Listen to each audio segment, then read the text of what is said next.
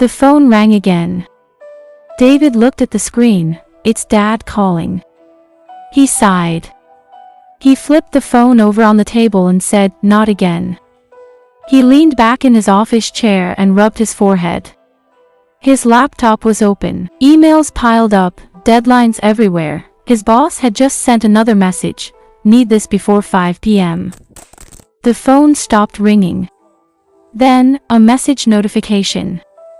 He picked up the phone again, this time a text from his father. "Son, call me when you are free." David read it, then locked the phone. "I'll call later," he muttered. He always said that. Later. Later. Later. But later never came. The office was noisy. People typing, phones ringing, and someone laughing loudly. But David felt tired and exhausted. He leaned back again. Then another notification came. His father again. "Just wanted to hear your voice," it says. David frowned slightly. He felt something in his chest, but he ignored it. He opened his laptop again and continued with his work. Work, more stress, more rushing. Minutes turned into hours. And then evening came. His coworkers packed their bags. "You're still here?" one of them asked. "Yeah, just finishing something," David replied. They left. The office grew quiet, only the sound of air conditioning remained. David stretched his body. He picked up his phone again. 10 missed calls, all from Dad. He exhaled slowly. "I'll call him when I get home." He grabbed his bag and walked out. Traffic was heavy. Cars honking, people shouting, street lights glowing. David sat in the driver's seat, tapping his fingers on the steering wheel. His phone buzzed again. Dad calling. He looked at it, then looked at the traffic. "I can't talk now," he said quietly. He declined the call. He reached home late, dropped his bag and collapsed on the couch. He was tired, very tired. He closed his eyes. His phone buzzed again. A message. "From Dad, I hope you're okay. I just miss you." David stared at the message. He felt guilty, just a little. He typed, "I'll call tomorrow, Dad. Busy today." He hit send, then placed the phone down. Tomorrow. Tomorrow. Tomorrow. The next morning, David woke up late. He rushed to work, skipped breakfast. His phone buzzed again. Dad calling. He sighed. "I'll call later." He ignored it again. At lunch, his friend Mark sat beside him. "You look stressed," Mark said. "Work," David replied. Mark nodded. Then he asked casually, "When last did you visit your parents?" David paused. He thought and said, I don't remember." Mark frowned. "You should. You never know how long you have." David laughed lightly. "They're fine. My dad calls me every day," he said. Mark smiled softly. "That's because he loves you." David nodded, but didn't say anything. That evening, David's phone didn't ring. He noticed. Strange, he thought.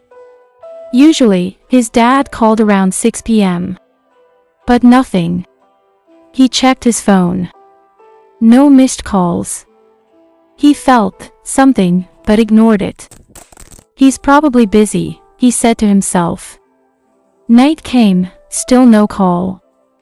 David picked up his phone. He thought about calling, then stopped. "I'll call tomorrow." He put the phone down. The next morning, David was getting ready for work. His phone rang. Unknown number. He answered. "Hello." A quiet voice replied, "Is this David?" "Yes." "This is St. Mary's Hospital." David froze. "Your father." Silence. "He collapsed last night." David's heart dropped. What? David screamed. He's asking for you. David grabbed his keys. I'm coming. He drove faster than he ever had, his hands shaking, his heart racing. Memories flooded his mind. His father teaching him to ride a bicycle, his father cheering at his graduation, his father hugging him when he got his first job. Tears filled his eyes. Please, please be okay, he whispered. He reached the hospital. Ran inside. Are you David? A nurse asked. Yes. She led him down the hallway. Every step felt heavy. The door opened. His father lay on the bed, weak and breathing slowly. David walked closer. Dad. His father's eyes opened slowly. He smiled. David, you came. David grabbed his father's hand and said, I'm here. I'm sorry. I'm so sorry. His father squeezed his hand weakly. I just wanted to hear your voice. David broke down. I should have answered. I should have called. His father smiled gently and said, It's okay, son. Tears rolled down David's face. I was busy. I thought we had time. His father's grip loosened slightly. Time is never promised.